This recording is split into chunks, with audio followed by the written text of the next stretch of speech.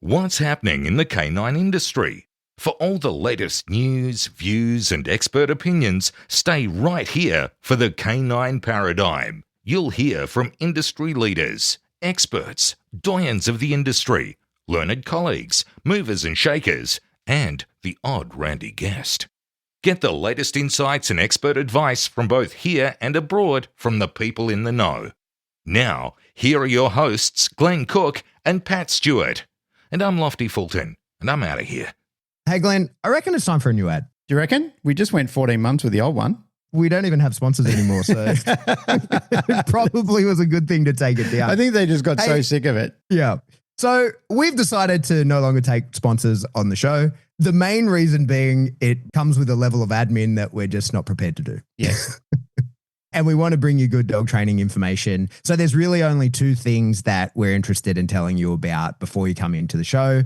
First one being Canine Paradigm. Glenn, hit us with the details. Thousands of customers, mainly in Australia and in the USA. We'd love to get in other places around the world, which I think will be on the list. We've got 5-star reviews to the galore. We've had skeptics, people who just don't believe products such as Canine Paradigm can do anything for their dogs. They've tried it. They've come back and they've said it works. It's made a massive change, or it's made a mild change, or it's made a change. That was one of the things Narelle was always working towards. She makes sure she does the science. She likes to peer review everything she's trying to do as much as possible. These things aren't just done by chance. She has done a lot of work, a lot of prep getting it to where it is. Extremely proud of her for all the effort that she's put behind it. Not just because she's my wife, not just because it's our business or her business, but because it works and it's done what it says it's going to do, and it's at such a great level as well. So if you're looking for something to improve the health and well-being of your dogs, you can't go past Canine Paradigm. Check it out online, caninesurgicals.com.au. I love it. I, this year, am changing the way that I teach. I am an educator. It's what I love to do, and I've been trying to find the best way to do that. And in 2026, I'm launching a subscription service. In the past, people have had to buy my courses. You own them outright or you own them for a period. And that has been great, except that it does cut some people out because of the high price point that they can't get in on, where a subscription service allows people to come in. So if you want to check out what I'm doing this year, there's a ton of really high quality information, as well as community forums, live calls, and all that kind of stuff within the Serious Dog Business community that I've launched. There'll be links in the show notes, or you can jump onto the school platform and search Serious Dog Business. You'll find me there. Let's just remind people that if they do want to support our show, they can head over to Patreon. We always do a wrap up at the end of the show, but Patreon keeps the lights on. If you want to support us, this is the only financial way that the Canine Paradigm gets a cash influx. Our government takes half of it, being in Australia. That's what they like to do. Nonetheless, we have exceedingly appreciated your support. People like Buffhead, the Sugar Mama, massive shout out to them because they were huge supporters of the show. And also, as I've said in my one-man band show that I did just before this, George Kittredge, loving memory of you as well. Thanks for your patronage as well. All right, let's do it.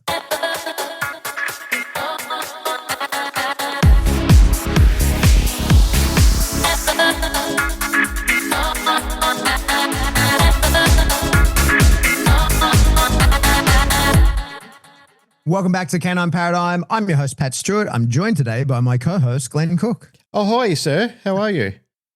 I'm the best I've ever been. It's the greatest day of my life. Hey, before we get on to our topic, one thing that's bothered me this week, and I have been bothered by it, that they finally are openly disclosing UFOs, and no one's really excited about it or even really talking about it. They just keep going, yeah, whatever, let's talk about the Epstein files. Which is it clearly is a distraction because they're not really disclosing anything. They're showing a bunch of shitty old footage of maybe a dot moving around on a screen. Yeah, but they're openly talking on the news about 4 different variations of aliens that have had contact with Earth, and it's not people with aluminium foil hats anymore. Or aluminum, and if they're in America. Yeah. Isn't that funny, the difference between aluminium and aluminum and aluminum? Aluminum. But yeah, it's not just a conspiracy theorist anymore. Like, they're openly talking about, like, oh yeah, we've been negotiating and dealing with these different life forms. Yeah. I still haven't seen any. I'd like them introduced on camera and said, "Hey, we're the insectoid group, and we're the grey group, and we're the draconian group, and we're the what's the blue skin ones called? The Nordic groups or whatever. Nordics, yeah. Well, I think that 4 species thing is not been released. That's just something that someone said on a podcast and people have run away with. It was Hal Puthoff said it on the Diary of a CEO. And so he kind of mentioned, we know there's at least 4 of these, but it wasn't like an official release on that. Of the officially released stuff, the only thing in it that was interesting and put some sort of egg on NASA's face is that there's photos and audio of Buzz Aldrin talking about they saw some orbs while he was on the moon. Yep. And so NASA have been lying about many, many, many things for a very long time and are now caught in a lie because they have been saying like, no, there's never been anything like that. And now it's one of their own documents that has come out. So like NASA, they're like, no, we're the official and we've never seen anything is now like, no, we know that you have. And the big one for me, if we're starting with conspiracies, as you know, I was tracking that 3i Atlas really closely. Like I was following that and everyone was really excited because I think it was like 3rd of October last year, it flew past Mars and NASA re-rolled one of its satellites on Mars to get what would be the best photos of it. And they didn't release the photo. Like that thing releases its photos every day. It just puts them on the internet by itself. They didn't release the photos for like 16 days. And then even then the photos were not like you could at that time take better photos of it from Earth than the photos they showed that they got from a satellite orbiting Mars. And that's when they started calling it a comet. Like in their press release, they called it a comet like 100 times, like trying to make sure everybody knew. You've got to be conditioned. Yeah, when it didn't meet any of the criteria of a comet. Like it is definitely whatever it was. The thing that we know for sure it wasn't was a comet. So NASA are full of shit. That's the thing that has been confirmed. It is weird, but people like you and I who have been looking into it, you just look at all this stuff and you go, oh, this is the distraction bullshit. Because I know that you have more than that. And like maybe it's a slow release. They're putting stuff out.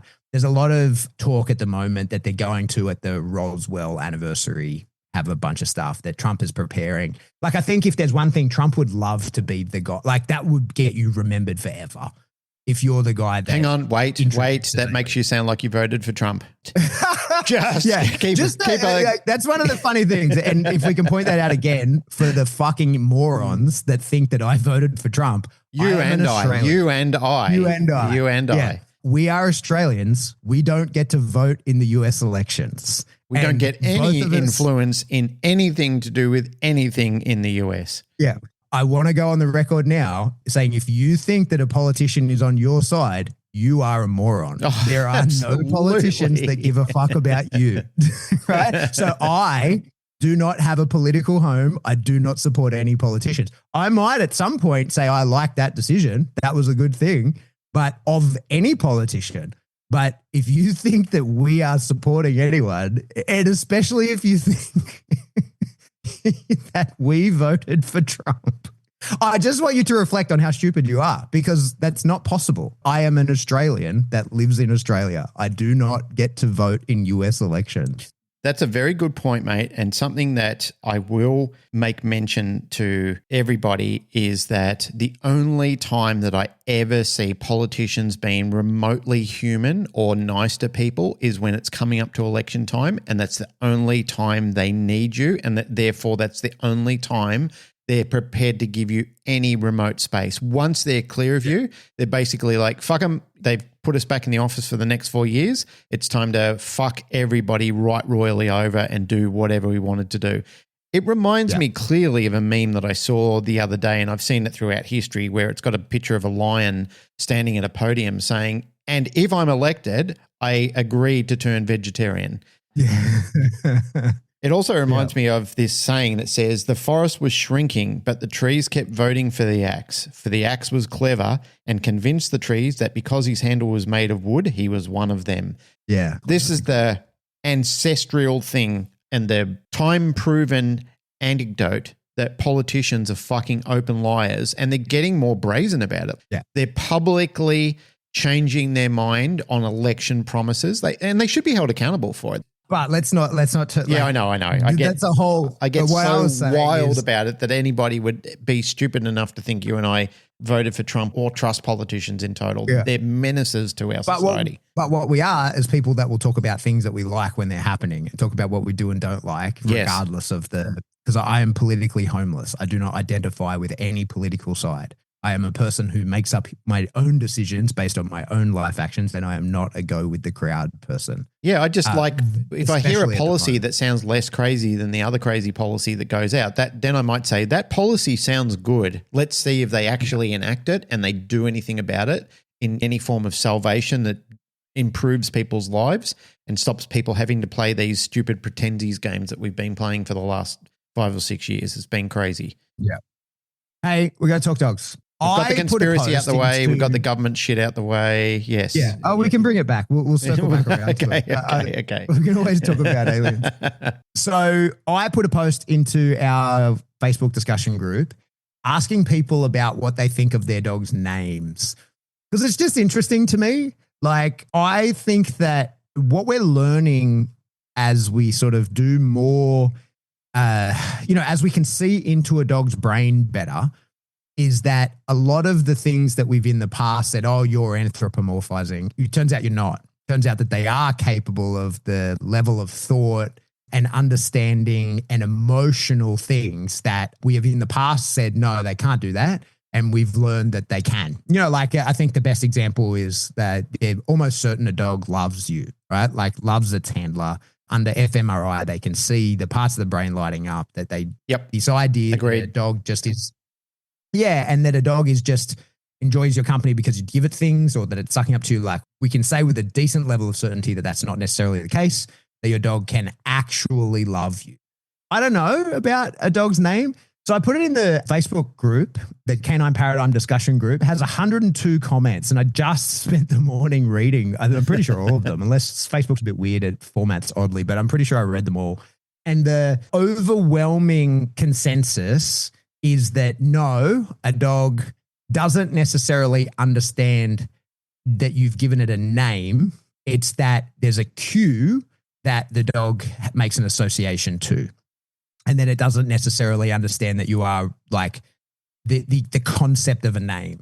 And I think that, I don't know. Like I want to agree with that. And I think for the most part I do, but I just think that is something that happens in the black box that maybe a dog is aware that it has a name, because we know that a dog has a sense of self. A dog can recognize itself, not always in a mirror, but by scent. Dog can determine whether its own scent has been altered. So like there is a sense of self. Do you think it's fair to say that a dog has a sense of self, that it's aware that it is a limited being defined by its edges operating in an external world? Oh man, it's such a tough one. I think the now science doesn't support that. It does support that they're far more intelligent than when I started my career in training dogs. And, the information passed on to me in the early days was coming through old mate down the road or Grandpappy Jim or somebody like that. It was a family member or it was the old dog trainers guild that were saying dogs can't see in black and white, all the things that we've covered off in early episodes and so forth. I feel that the now science still determined that a dog is, yes, they're intelligent, and yes, they do love us. Yes, that has been proven when people have walked into a room and the regions depicting love have been lit up like a Christmas tree when the dog sees you. And I don't need an fMRI machine to see that my dogs genuinely love me and they have a yearning for me.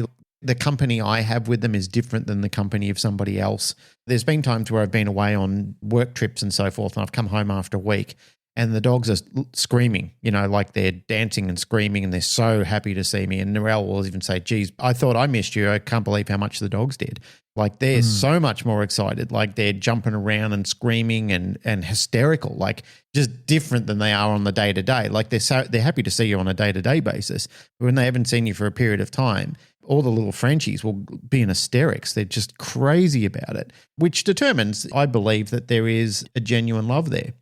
Getting back to the characteristics of the name, maybe they know it, maybe, I don't know. I think the way that we've established a name is generally a focus word or an informal recall word. So most of the times I feel that when people are talking to their dogs and using their name, or it can be a punisher. It can be a conditioned punisher as well. So I've seen plenty of dogs who are punished by their actual name because their nickname is really their name. Like my dogs all have nicknames, and their nicknames are their genuine names, like the names that get more attention from them. So for argument's sake, Mando, our Roddy, when I say Mando to him, that's when I want him to fucking pull up stumps. So I recognize that in myself, that I've conditioned him to understand that when I say Mando, and then I think, oh, fuck, I shouldn't be doing it like that. Like I should use a word like no or ah when I'm doing that, because that still has the desired effect. So now I've inadvertently done something that I've told other people not to do. But his nickname is Yob. When I say Yob, he turns around and looks at me. It's like, oh yeah, what do you want? When I say Mando to him, his tail's always up in the air. But when I say Mando, his tail sinks.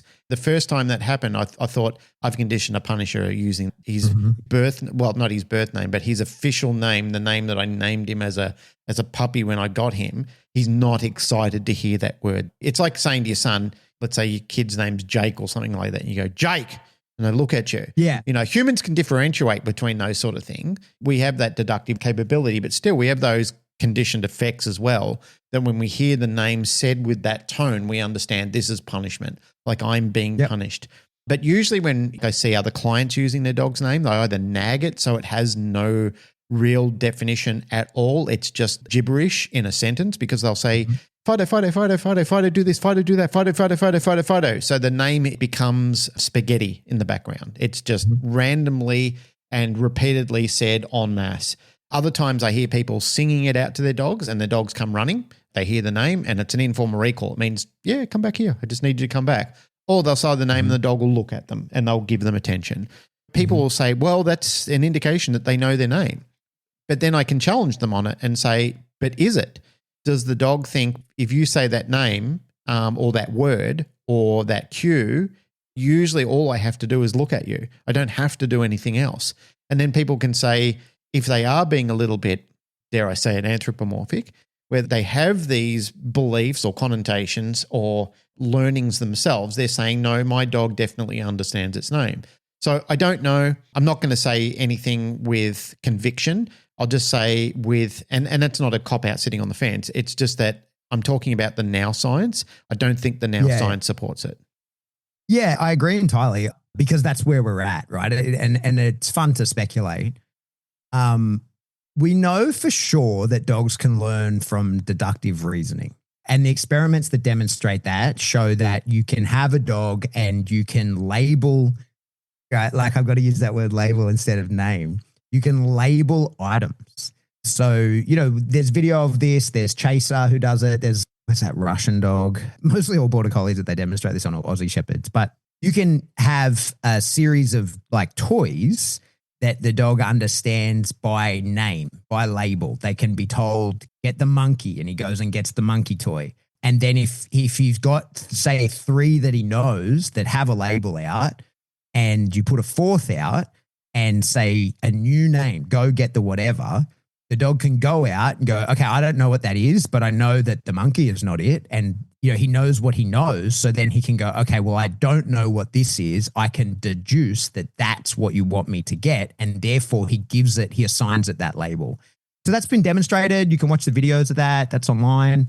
Like dogs do understand that a thing can be labeled, right? Because then Chaser again can demonstrate the difference between like noun, adjective, verb. He can be told to go do something. He can move things. He can retrieve them. So who's Chaser? Tell us about Chaser. Chaser, I don't know who Chaser is. Chaser is a dog that a lot of these experiments were done with, like a very high drive. It's called Chaser because he was relinquished for chasing cars. There's a lot of the experiments on how intelligent a dog can be and what a dog can actually learn were done with him. Or her, I can't even remember. It's so long ago that I looked into all this. Ivan has a big part of it on his course, and that's where I was kind of introduced to it. And then I sort of got obsessed and kind of did quite a lot of research on it myself. But it was a while ago, so I'm not full bottle on it. But we know for sure dogs have deductive reasoning. If you tell it to get a thing and it doesn't know what those things are, it can then go, okay, well, I know that this is not what you told me. So the thing that is out here must be what you wanted me to do. They can deduce that.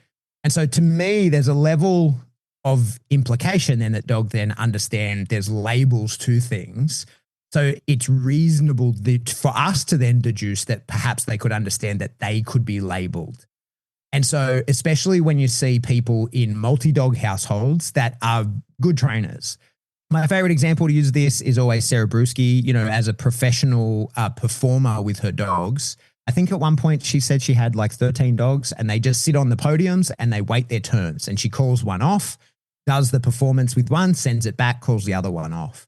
And so there must be a level of understanding of that is a command for me and for nobody else, right? Like that. And when the dog hears another dog's name, he must have some level of understanding, despite the commands that come after that name being the same as my commands. The precursor, the name prior, was not mine or was not the one that I am associated with, and therefore I don't do the things. Is that intelligence or good training? Yeah, I think it's got to be both. I think there's an element of like that. That's kind of where I'm going with it, is that it's only the people who like, and reading the comments here, the people who are saying that, yeah, I think that my dog understands its name because it only reacts and I can send it to the other dogs. Those are all people that are pretty good trainers, And so I think, is it the case that the dog understands its name versus they have just very intelligently and carefully and effectively put a precursor to the commands for that dog, that the other dogs know that you following through with doing the thing that I have asked, if your name doesn't predict it, if your label, if that sound that I make doesn't predict it, it's not for you. And I think, like, to me, that feels kind of difficult. And there's no evidence of this. Like, I'm just saying in and of myself, like, it feels kind of difficult to then say it doesn't understand a name, like when you observe that. And I think I agree with you entirely. Like, one of the things that I used to do when I was doing a fair amount of in-home behavior mod stuff, if people were getting a rescue, I would usually encourage them to change its name. Like, whatever name it comes with, I usually encourage them to change it, because you just don't know what association has been made to that name. And I have for sure many times said to people, your dog doesn't know it's his name, right? Like, it's not a name for the dog. It's a word that carries a value to the dog, and you don't know what value that is. And so often I encourage people, when you get a secondhand dog, unless you know the history of the dog, like, it's a private rehome or whatever, but if its history is a black box that you can't see within, I usually encourage people like, hey, change that dog's name, because you don't know what he actually thinks when he hears that name. And I believe overwhelmingly with most people, their dog's name is in some way at least a non-reinforcing marker, if not a punishment marker, for sure.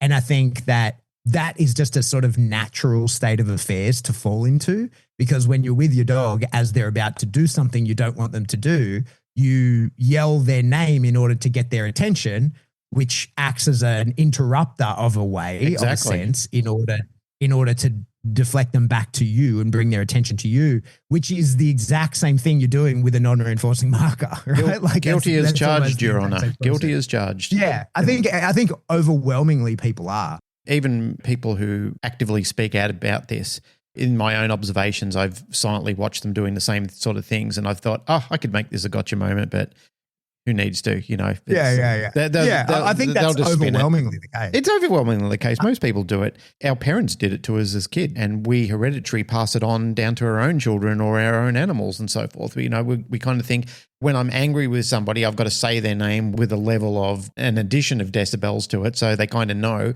I'm serious about this. Yeah. For example, if people have a shortened name, let's say, for example, somebody's name is Marg or Deb, and then you say Margaret or Debbie, and they say, people only say that when they're angry with me. I'm in trouble. Exactly right. Yeah. So they have an identification as their full name, as that's a name that I've been scalded with. My love name or my normal name that people call me is Deb or Marg or whatever it is. We've got a friend out there whose name is Deb, Narelle and I's friend, and she'll hear this and she'll go, because her and I had that conversation one day. I called her Debbie and she goes, no, that's my punishment name, not my preferred name. Yeah. Oh, God, most of my life I used to get called Glennie when I was a kid. And that was my parental love name, and Glenn was my punishment name. Most people's names who Glenn is usually a Glennie along the way. So that's what you get. So one of the reasons this is on my mind, Valerie's deaf now, right? Fully deaf? Yeah. So not entirely, but certainly at a verbal level, she's gone. Yep. So she's had some names through her life, right? So like her actual name on her pedigree is Canicula elderberry. That's her actual name. Your father was a whore and your mother smelt of elderberries. Yeah. So her actual paperwork is her name's elderberry. Yeah. The kennel is Canicula. I've never once called her elderberry, and I obviously didn't name her that. That just came on the paperwork. The week I got her, me and Sam were getting her to film the whole Val video series that we've done. For people who are new or haven't heard me talk about it, we got her, she's 12 and a half. We got her 12 and a half years ago to film a video series on how to raise a pet dog. It's on YouTube now. It's all free. We sold it for a long time. And despite it being 12 years old, it's still a very good resource for many people to check out. But the week we got her, because we were trying to sort of get some, social media traction, we said, hey, what should we call this dog? And posted a photo.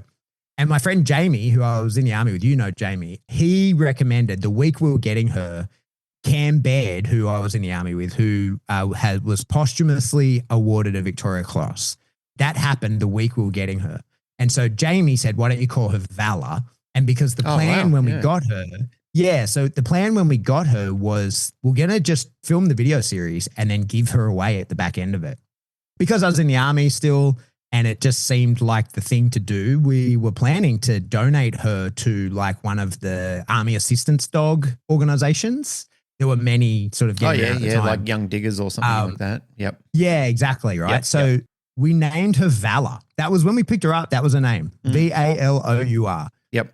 And then that very quickly became Val, right? So then she was called Val for quite a while, but Val short for Valor. And then that just morphed into Valerie, right? And I think someone asked me one time, like, is that short for Valerie? And I was like, yep. And it just became that. And then two things happened. By the time she was about 6 months old, I'd fallen madly in love with her and realized, no, I'm fucking keeping this dog. I'm not giving her away to anyone else. And I think we realized that rather than helping you with PTSD, she'd give it to you. Yeah. Like she's not that dog. But like she is funny now because, she's so old and slow now. But she was, I would say, one of the highest drive dogs I've ever seen in my life. Like off tap, doesn't stop. Springer Spaniel bouncing off the walls all the time. I've seen it. Yeah, you remember when she was young. Yeah. Anyway, so that's been her sort of journey through names, right? Canicula elderberry, never been called it. Valor turned into Val, turned back into Valerie. And so she has always been Val when I'm talking to her, like as a command to sort of like when I'm, want her attention, whatever. And Valerie was her you're in trouble name, right? Yep. Like that was her, like I'll use the full name. Are there any other names to her?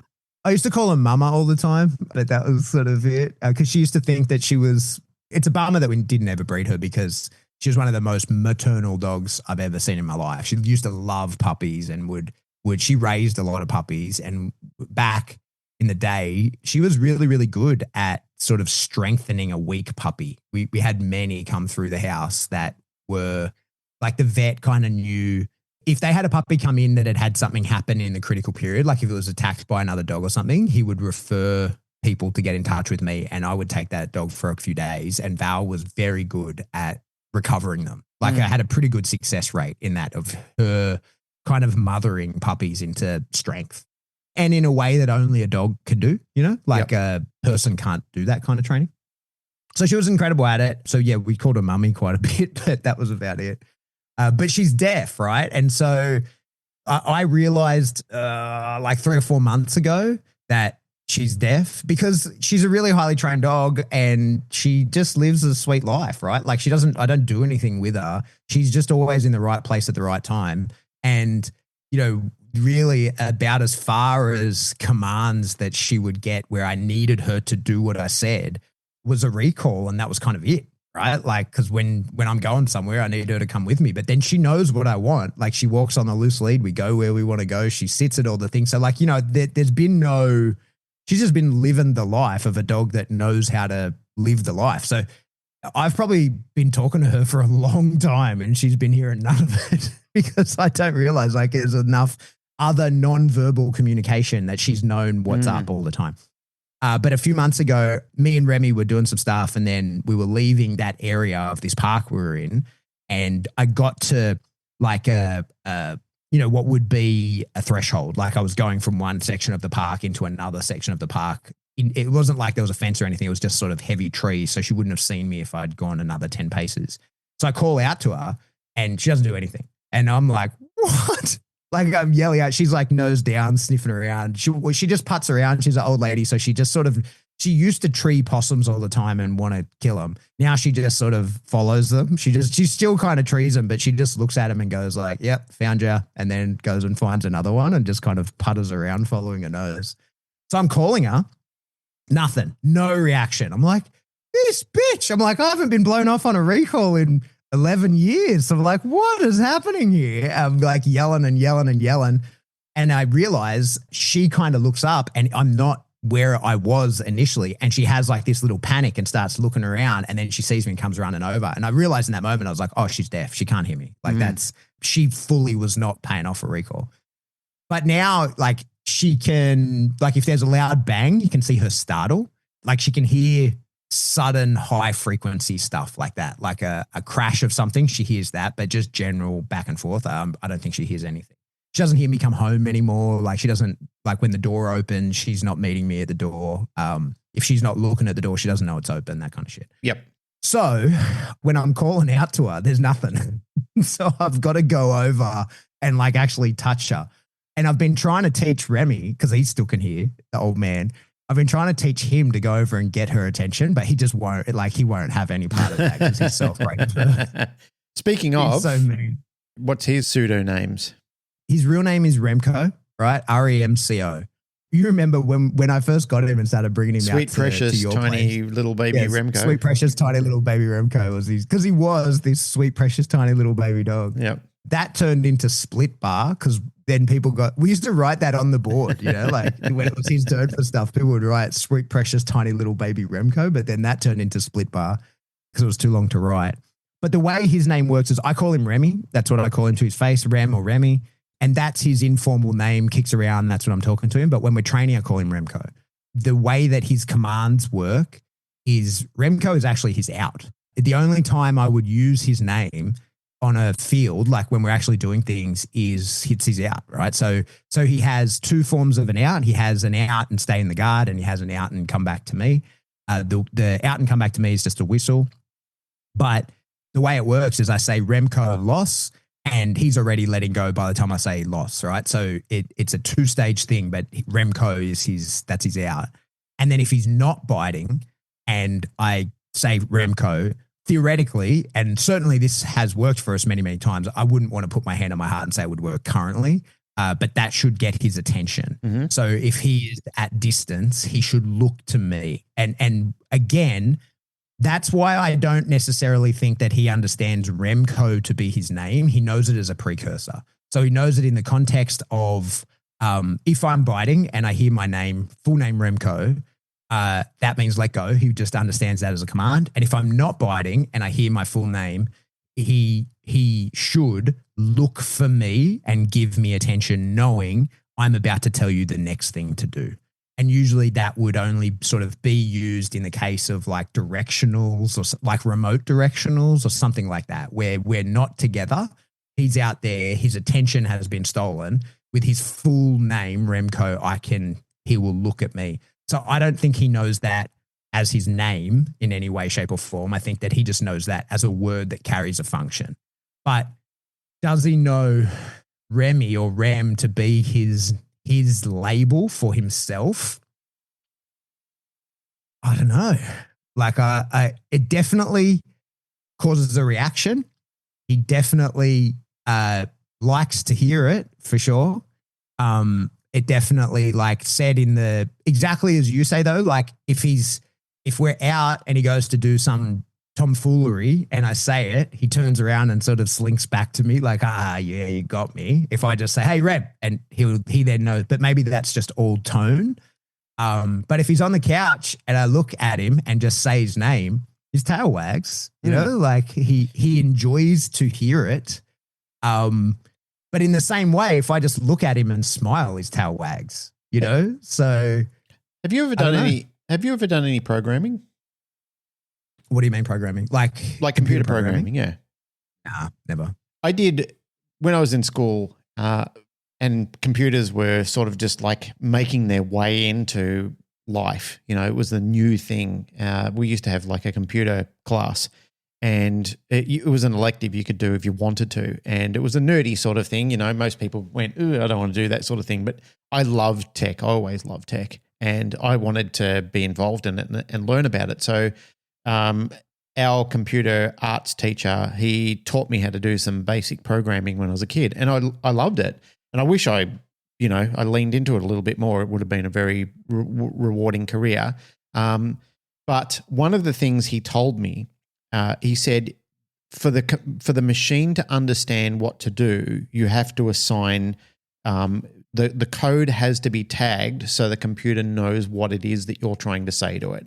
So, you know, like there's certain parts of the chain in the coding that you're actually doing. And forgive me for the people who do know coding out there, because I am so basic at this, it's not funny. Because there'll be people listening to this going, yeah, you fuckwit. Like, yeah, that's not how it works. But the very, very basics of it is, you know, like tags need to be assigned coding, and it needs to understand on how to execute it. So if you're doing headers and you know, then you go into different lines of what you're supposed to do, the machine needs to understand, oh, I see what you want me to do. So if I want a graphic in a certain area, this is how you need to communicate it to me.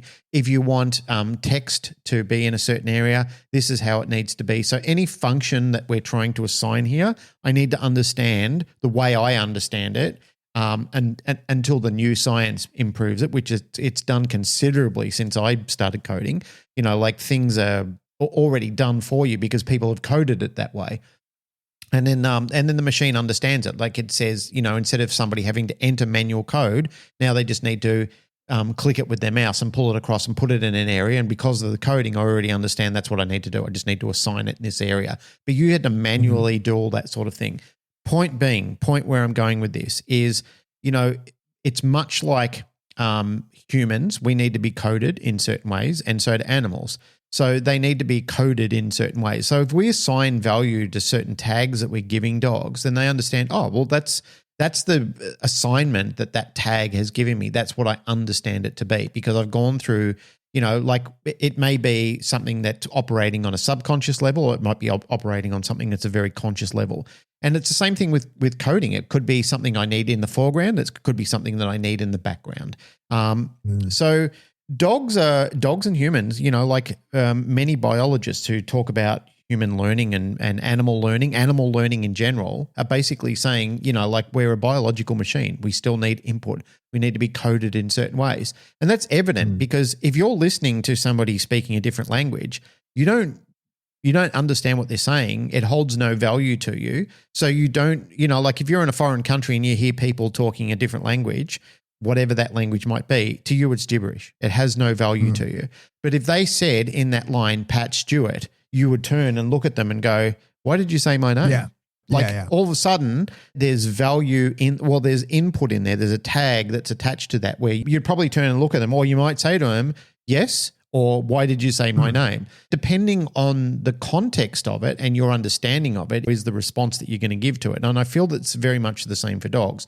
Like a lot of times when I'm coding my own dogs, we can say training for practical purposes, but when you're training your own dogs, you're coding them. You're actually teaching them how to assign values to each tag that you've told them to do things. Because sit is an English word. It's not a Russian word. It's not a word that's said in Cantonese or Mandarin or something like that.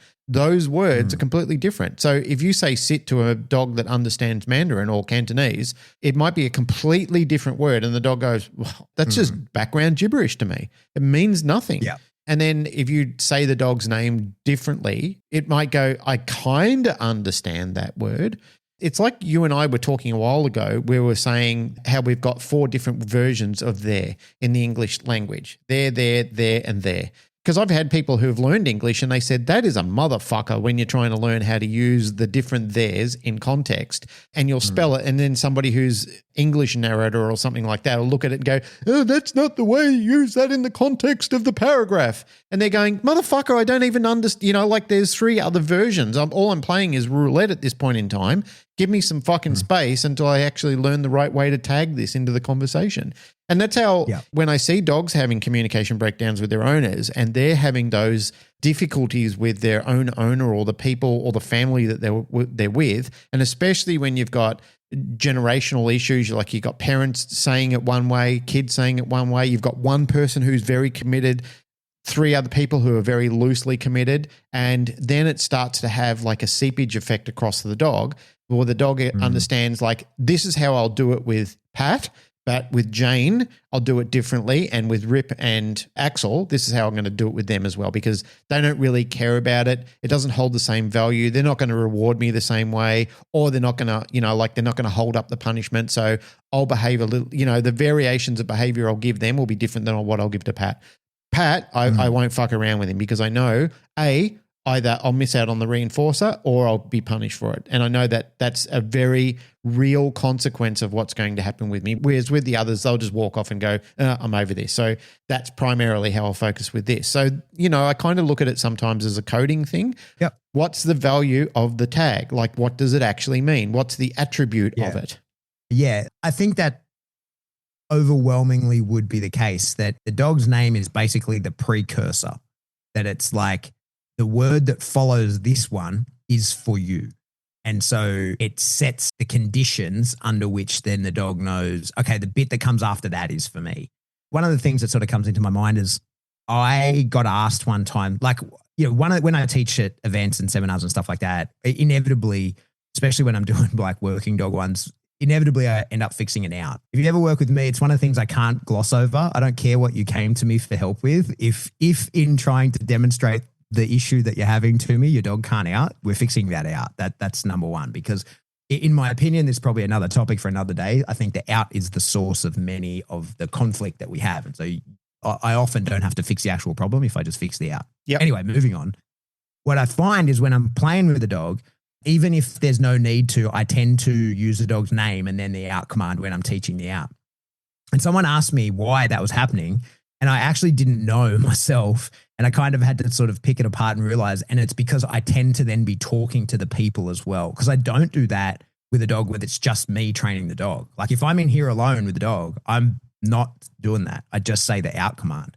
But when I'm with a group of people, I always catch myself using the dog's name and then saying the out.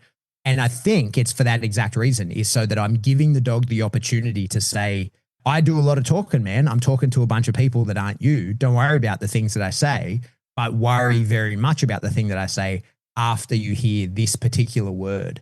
Like when you see baseball coaches given the secret signal, they're touching themselves all over the place and pretending these are the signals. But then there's always a key where they're like, there's a signal that says the next signal is the real signal. Yep. That's how so much encryption works, right? Where there's a lot of nonsense just for you to get lost in. And then there's a key where we say, after that bit is the real bit, and then there'll be more nonsense after that. And it's like hearing Pat Stewart in that name. Like it's the one that makes you go, oh, exactly. It's the only thing that has meaning to me when I see or hear that. Yeah.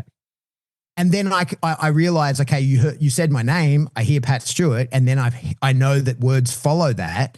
Before too long, I know those words, and you can drop the Pat Stewart part because those are words that have value, but you gave them value by putting them next to you assigned something to the tag. Yeah, it's an attribute. Yeah.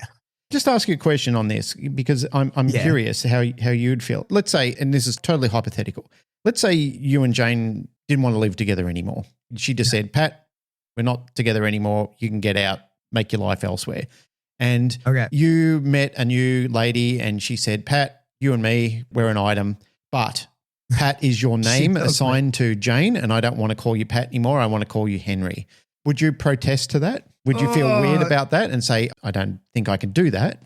Yes, Okay. I would. So dogs don't. This is the thing. When you take a dog and the dog is assigned a name, you take it in, and as you've said, and I've said many times, and people have done by choice, and they've called it a different name, the dogs don't go, oh, no, that's not my name. I'm not fucking – I protest to that. I won't do that. Every fucking dog that I know who's ever had a name change has never protested to it. Anybody who's been told to change their name without them saying it's my idea to do it. I know people who've changed their name. I know people whose, name is attached to trauma. They've elected to say, I'm not calling, or I don't like my birth name. I don't like the name my parents gave me. I was nearly called Scott when I was born. It was between Glenn and Scott, but Mum named me after an astronaut. She didn't want to call me Scott because then she kind of thought, well, it sounds like Scott no mate. So she didn't do it.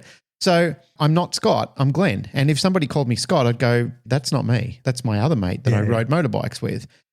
So point being is that unless it's your idea to do it, you would protest to having somebody change your name. You would say, that's not my name. That's not who I identify myself as. And I think that's the difference between the deductive side of it, which people, when they're talking about this element between a person and a dog. Now, I might be full of shit. Melanie Uda might be hearing this and going, you are a fucking lunatic. I thought you had some decorum and some hope, but this is absolute nonsense. We must ask Melanie on her next visit to chime in on this. Hopefully she is listening to this and as we haven't lost her along the alien pathway or anything like that, but hopefully she is listening to this, because I'd be interested in if I just said, I don't want to call Pat anymore. I'm going to call him Henry every time we do the show. I'm just going to make up that his name is Henry. I think you would be offended by that. I think you would go, you'd probably say to me off air, like, what are you playing at? Like, who are you doing this for? And you'd probably be a little bit pissed about it. It'd become a contentious point between us. If I kept calling you Henry, you'd say, dude, what the fuck? What the actual fuck? Like, this is just silliness now. Whereas if you said to me, you came in and said, Glenn, I've had years of trauma over the name of being called Pat. I don't want to be called Pat anymore. I'd prefer if you called me Henry now. Henry's my name going forward. I know you're going to struggle with it. Don't worry if you trip up on it a few times. It's going to be a bit of a mouthful to get around, but I am Henry. Henry is who I am. I don't even identify with being called Pat anymore. Okay, cool. You're Henry from this point onwards. But it would have to be your choice. Again, making my point, getting back to my point, no dog that I've ever had has ever cockeyed looked to me when it's got used to the fact that I'm calling it that name, has ever gone, oh, I'm not coming to that name, you motherfucker. You can stick that up right up your ass. They always go, I understand that Fido is my new name now, and I'm quite cool with that. I'm down with that. It's good.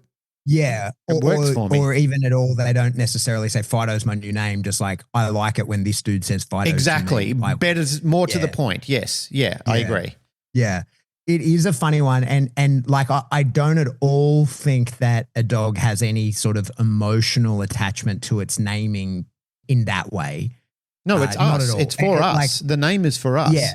Like, if you were able to talk to a dog, like literally interview a dog and have a real conversation with it, like if somebody invented some form of AI, they would say, oh, I didn't know that was my name. It was just, it sounded attractive to me. It just had an attribute that was favorable to my existence. My name is something like that. That's who I call myself. Or they might say, we exist beyond the comprehension of being tagged or labeled. Like, that's not how we do things. We just exist in the moment. Life is not that complicated. We don't have to worry about those sort of things. We grift through life and we seize opportunities as we see fit. We don't need to be identified that way. Or better still, as we've said, it's about odor, not a physical name. It's how you smell. Yeah. Like, my brain's going a million miles an hour. I don't know if I've ever told you, I intentionally rebranded my name like 20 years ago. So like, people called me Patrick growing up. I was Patrick. I had a couple of nicknames like playing sports and stuff that never stuck. Like, none of them were like ever sort of took hold. And then, everybody in the army is usually called by their last name because that's on your shirt. Yeah. Right? So then people come up with some kind of if you're in the army and you got a hyphenated name, you're two dads. if you're in the army. That's how it works. Explain There's that. no way out of it. If you got a hyphenated name, then you must have had two dads. That's as simple as it gets. That is never questioned. That is a straight fact. If you have a hyphenated name, your nickname is two dads. And there's no way out of that. Like, it's a thing. A guy I joined with, he for fucking 20 years, he's been out he's been out way longer than me. Yep. When I see him, I still call him two dads. Yep. Like, he is two dads. Yeah. There's a two dads in all sorts of, feds or army or anything like that. There's always somebody who knows the two dads. And it's not offensive at all. It's just a fact. Like, nobody gets upset by that. You're just like, no, mate, you got two fucking names. You must have two dads. Like, that's as simple as it gets. And as soon as people go, oh, how dare you in this modern, you're like, shut the fuck up. No, that's two dads. Yep. Like, we're not even getting into pretending that this is real, or we're not even going to confront the bigotry that might have been behind that in the past. Fuck off. His name is two dads. That's what we're calling people.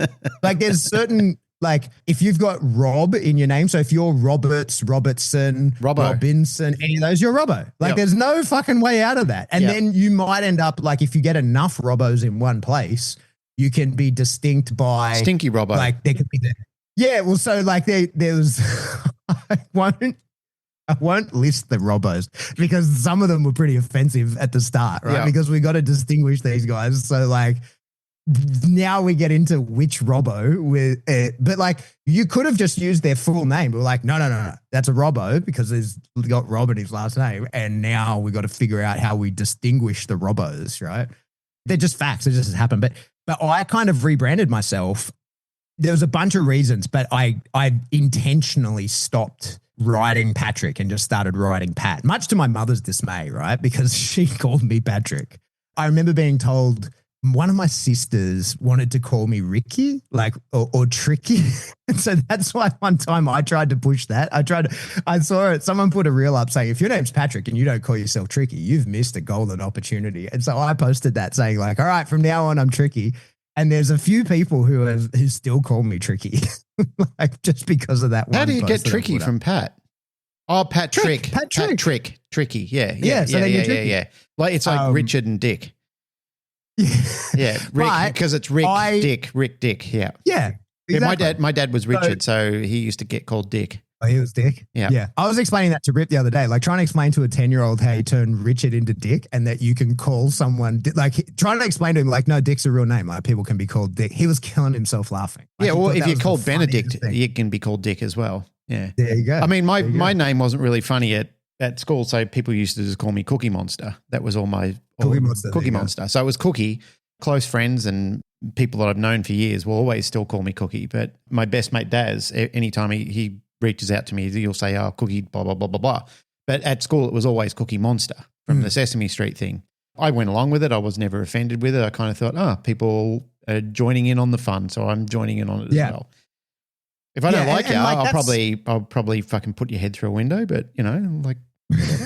But that's pretty typical, right? That like Cook turns into Cookie. Yeah, normal. And a Cookie Monster just kind of flows along. I was trying to explain all this to Melanie Uda when she was out. I was just saying it's very Australian to be assigned a nickname.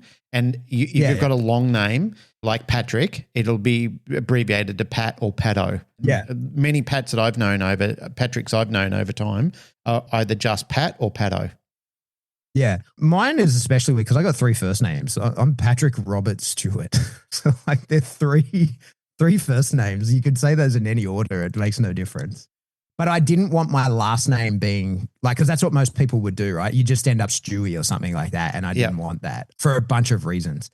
But this is what I mean. Like, so as people, our names evolve, right? Like I've had many names and I am called by many things to different people. They all carry different connotations. I know that they're talking about me or to me with there's many different things I can be referred to as, and they make me feel differently, but I still know that I am being referred to. It feels kind of similar to like what a dog would do. It was like we have these same things, right? Like I refer to most people and reading the comments on my post, that is a common theme that people have like, no, I have numerous names for my dog and they all mean different things. And for sure, probably most accurate angle to view that at is to know the dog just has assigned different values to different sounds.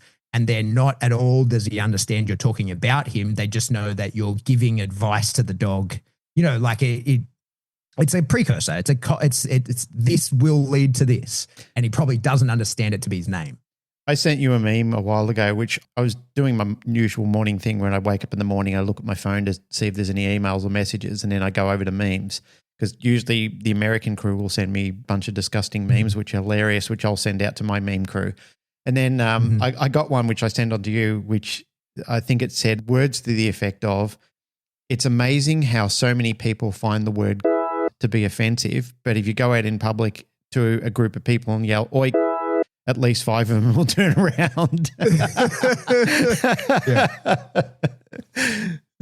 Sounds like Butcher from The Boys.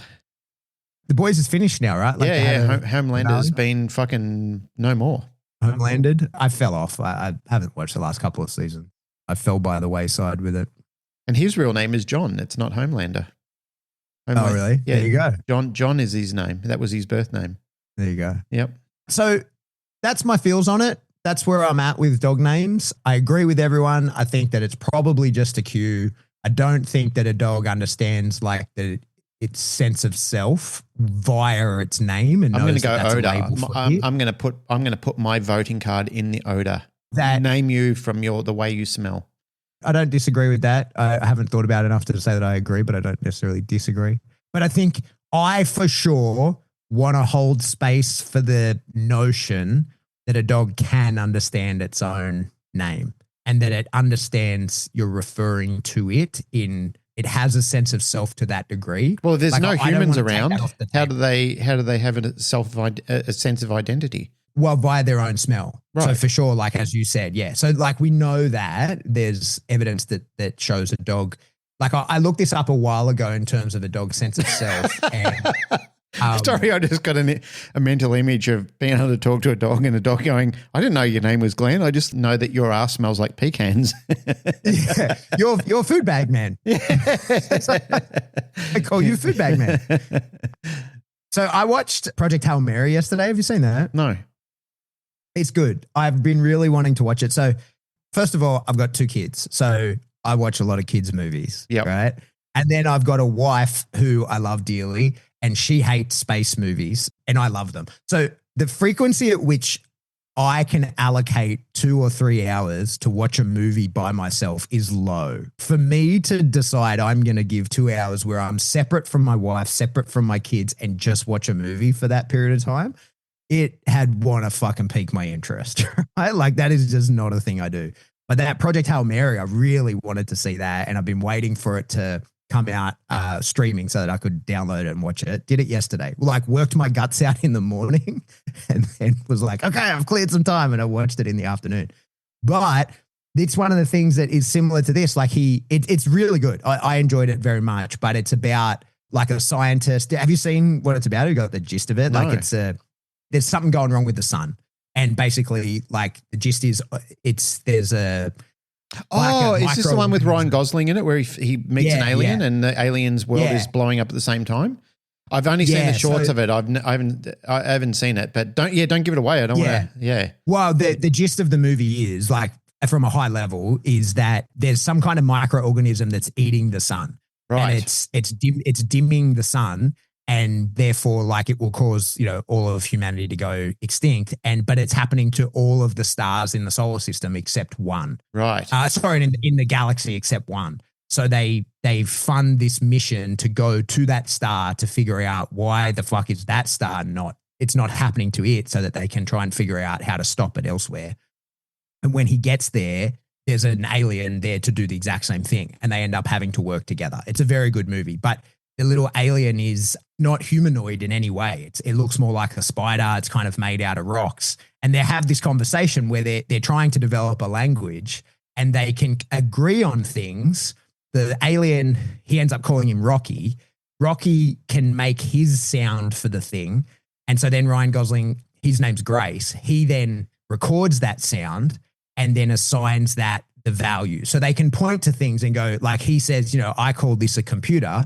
And then Rocky makes the noise he calls it, and then he records that noise and then puts that into his language thing so that the way they end up communicating is Rocky makes his noises and the computer says the words that he's been saying. Gotcha. But they have this moment where they have to name each other, right? And like you can't point to the thing. It can't be done. Like you can't. So he says his name, Rocky says his name, but it's just like a vibration that he makes off of his arm. And then he can't possibly convey what that is in the material world because it's a felt sense. So Ryan Gosling says to him, like, I can't get that. Like, I just have to make up a name for you.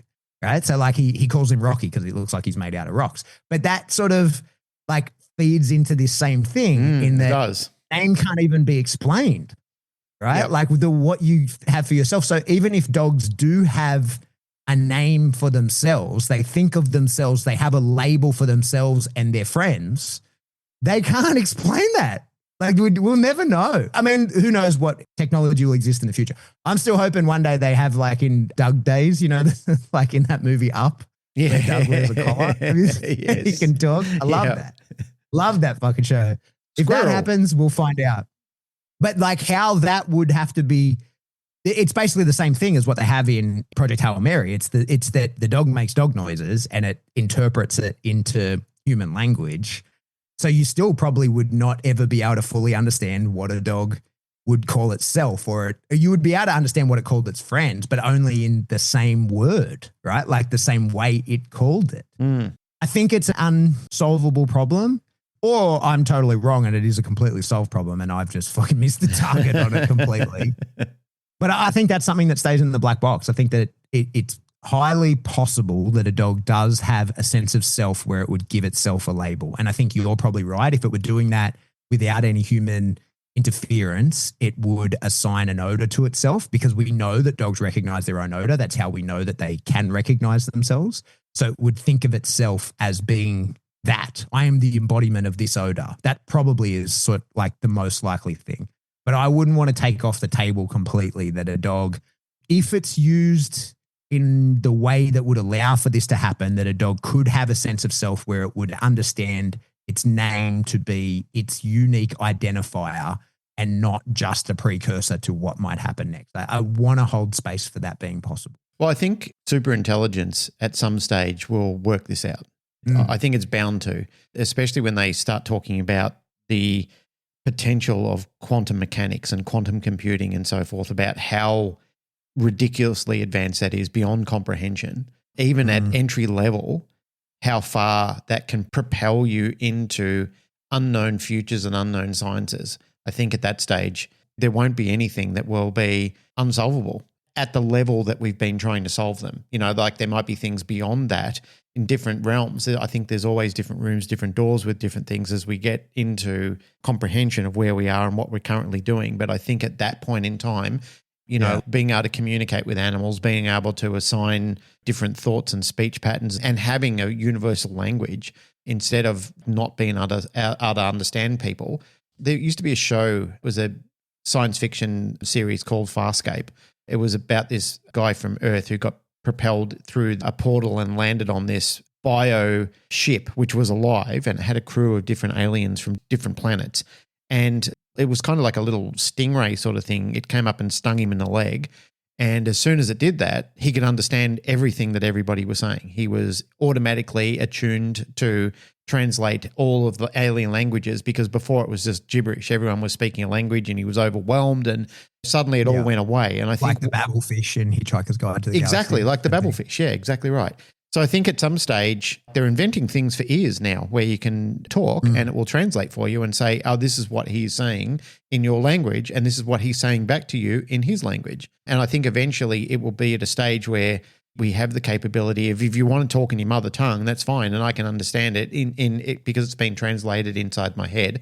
You know, like the wearables that I've got or the chip that's been implanted into me as the mark of the beast. Now I can understand what you want. I love your style, by the way. We started with conspiracies and now we've come back around. Well, you said we were going to, so I weaved it back in. I love it. Yeah. I love it. Two things on what you just said. The superintelligence thing, I don't know if you've seen any of the stuff about time travel and the quantum computing. Oh, yeah. Time travel. Have I what? It's kind of scary because that's where you can alter time and even timelines that we currently understand, they could fucking vanish. You know, like So we could have distortion like there is in the movie Loki, where there's all these fractures and things taking so place. There's some terrifying stuff getting around in the conspiracy world about quantum computing being able to travel through time and talk to itself, because as it's being invented now. Yep. It meets different iterations of itself in time. Yeah. There's an idea that the versions that are just coming online are able to communicate with all versions of quantum computing from everywhere that it could be used. Wouldn't that be mad if that was the cause of the Big Bang or something like that? Well, this is the thing. Like you open up a portal and it's able to talk to itself, and then all of a sudden it goes boom and fucking turns into this entire different universe. Yeah. Then you're sort of into the weird stuff of, do you believe in the block universe where time travel is possible but nothing can be changed, or like parallel timelines where things can be changed? Like the butterfly effect. Yeah. So that's some fun things to tear apart, but there's actually some like terrifying shit going on in the actual world that is worth unpacking to understand that. So what was the other thing you just said? I've forgotten the other fucking thing I was triggered on by you saying. Translators, like different types of translation and. Oh yeah. Yeah. Okay. So the other thing that you were just mentioning is like the Babel fish from Hitchhiker's Guide to the Galaxy, the stingray that stings a guy in Farscape and he can understand. There's some interesting. I'll be careful, choose my words carefully, because I know that religion is a weird topic, right? But the Tower of Babel is an interesting sort of idea to me, right? Like, because I think that, especially Old Testament, so like when you look at the Bible, there's a lot of very verifiably true historical accounts in the Bible. Like there's some of it is definitely very true, but I think the further you go back, like certainly Genesis, I think is pure metaphor. I don't think that any of that, like I'm not a young earth creationist. I don't think that the earth is 6,000 years old. I don't think any of that. So I think it's all metaphor. So what the fuck is the Tower of Babel a metaphor for? Like why was everybody spread around, the languages mixed up so they couldn't communicate, right? Like where's that story from? Because I don't believe that that's a real thing. I don't believe that humans were working together to build the tower to God. God got angry about that, moved them around the earth and gave them separate languages so they couldn't work together effectively. Like that's the story. But something happened, right? Something did happen. Because where's that story come from, right? Like, and what does that mean that we can't always communicate effectively, right? Like, and what is the function of that and what do they mean? That's interesting to me, but it's probably a topic for another day. As we're sort of drawing to an end, I remember a conversation where it was early on Facebook and people were sort of like saying, you know, like if you could go back in time or you could bring anyone back to life, who would it be? And my response to a lot of people, because people would say, oh, you know, I'd love to meet Bruce Lee, I'd love to meet this actor or that famous person. And I said, I'd love to go back into the time where Jesus was walking the earth, and I'd love to meet him in person and sit down and have a very, very detailed conversation with him. I would love to be witness to Christ walking the earth. I'd love to sit down and have a deeper meaningful with him. And people used to say to me, oh, what if, you know, that's all bullshit. And I said, but that's my thing. You know, that's the thing that I want to do. He's such a historical figure, whether you believe in him or not. Everybody around the world knows who Jesus Christ is. You know, like these other people are just like interesting people. He's one of the most cornerstone people in modern day living. Ever since I've been alive, from the minute I knew what I knew to right now, Jesus has been one of those people who's been, you know, he's not the only one, but he's certainly been like a very significant person in my timeline. So, yeah, of course, I'd love to go back. If I had the capability of going back in time, I'd certainly love to have that opportunity. One thing worth saying on that, always careful, is you can believe whatever you want about whether Jesus is an incarnation of God or the Son of God or whatever. Like that's totally up to the individual to decide. But that Jesus existed and that there was a dude from Nazareth 2,000 years ago causing all kinds of political problems for the Roman Empire at that time, that is a fact. And why is it still so significant to this day? Yeah, that's up to the individual to decide, right? But I have only fairly recently in my life come to understand how indisputed that is as a historical fact. Like there is more evidence for that. Like one of the things, the example that was used on me when this was explained to me, and it's what I say to others, is very few people would argue that Alexander the Great ever existed, right? Like we know that he existed. There is probably 200 times more evidence that Jesus existed than that Alexander the Great existed. The fact that these people, that history ever happened, you only have like if someone wrote it down and how they wrote it down and where they wrote it down and in what context they wrote it down. So like there's only a couple of references to Alexander the Great. We can see his works, but the people who named him, gave his lineage and what we understand of him only comes from a couple of texts. And nobody's angry about that. That's what I mean. Like you got to be careful of that because it's fair that people make their own decision and whatever. I'm not interested in trying to convince anyone of anything either way. Other than that, they've got the accounts. For sure, there was a dude, name wasn't Jesus, but there was a dude causing a bunch of fucking problems because we've got the accounts from both sides. They know, like the records of his crucifixion, like that happened. That shit happened because they've got the documents to prove it. Yeah, it's up to the individual to decide why that happened and the specifics. But there was a dude who was like, fuck the establishment 2,000 years ago, was causing all kinds of problems. That is a fact that I only recently came to understand is probably one of the least disputable things of ancient history. The fact that that existed, that went down is not really like even in people who are straight atheists are like, oh yeah, but that sequence of events happens like that.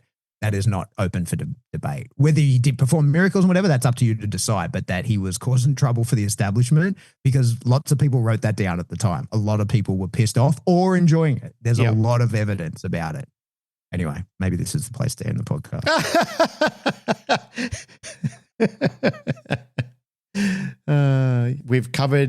We've probably pissed off enough people for today. Yep. Yep. You're now a 33rd degree Freemason. There's no disputing that. You've gone through the lineage of Christ, which he lived for 33 years. That means Pat Stewart is a 33rd degree Mason. 33rd degree Mason, yeah, 100%. Yep. And he's conspiring with Klaus Schwab to make you eat crickets. Yep.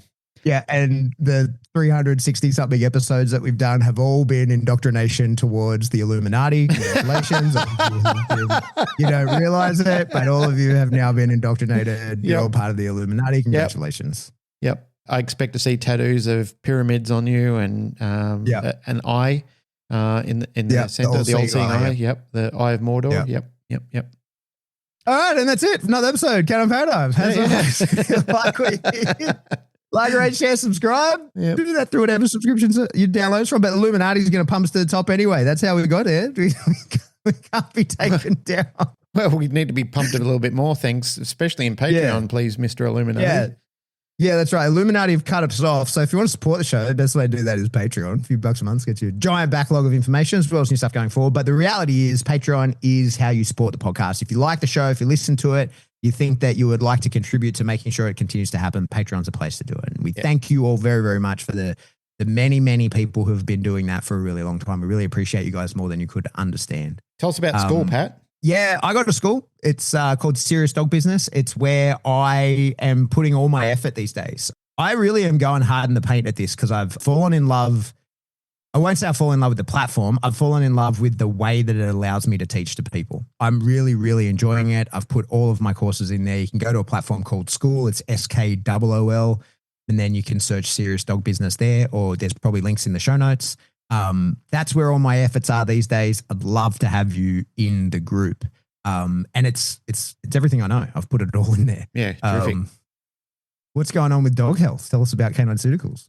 Narelle, as you know, if you care to listen, I've been talking about this importantly because Narelle is concentrating on foundational health for dogs. If dogs have got any specific problems like allergies, especially gut issues, anything like that, Canine Pharmaceuticals is your go-to. It shouldn't be just looked at as just another supplement or something like that. It should be looked at, as I said before, something that's foundational. There's products like Gut Health, which you can give to your dog every day.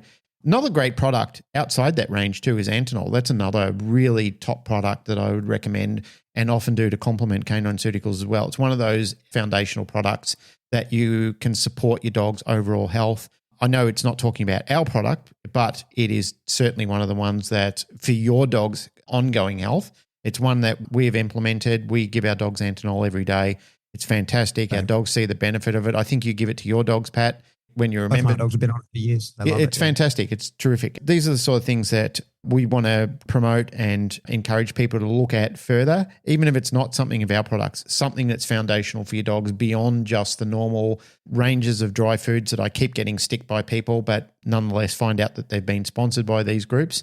I'd rather that you look deeper into it for yourself. This is not for me. It's not for our bank account or anything like that. It's for you to look deeper into and understand that your dog can be doing far better foundationally if you do research better means of nutrition and diet and foundational supplements as well, that your dog can actually have a far better lifestyle, improved lifestyle, a longer lifestyle, better skin, better coats, better dental hygiene, better stools. The whole lot can be achieved by looking deeper into products like that before. So if you want to, if you're curious about it yourself, if you're thinking that your dogs need a better life planning stage, look at canineceuticals.com.au. There's even like a questionnaire as you open the website that can ask you about some of the conditions that your dog has or where you'd like to go, where you'd like to see your dog. You can fill that out and it gives you a better idea of the products that you might be wanting to look at.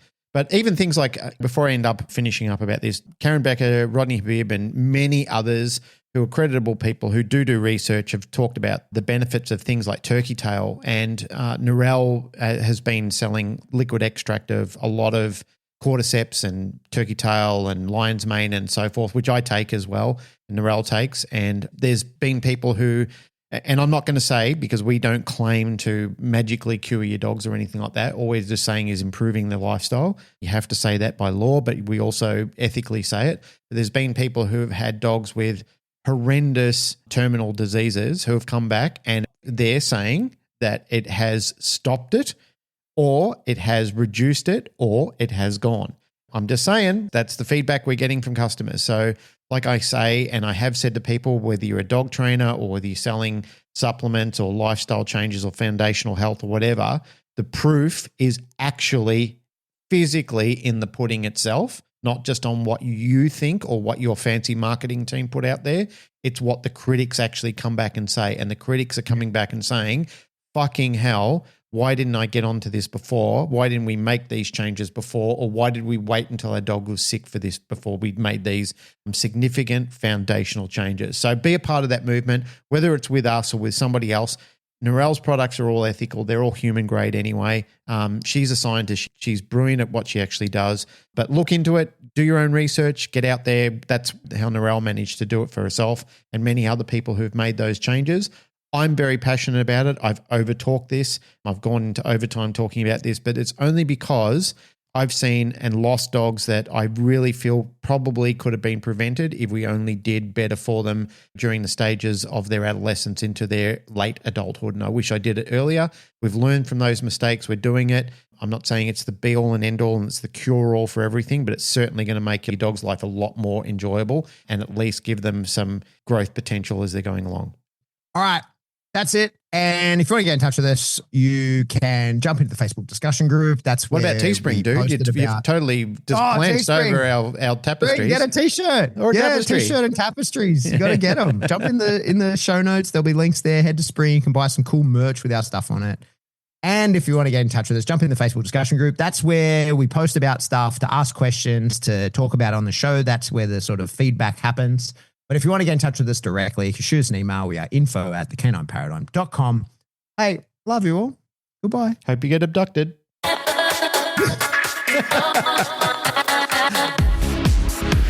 thanks. I don't want to get probed. Why not? I mean, a little bit of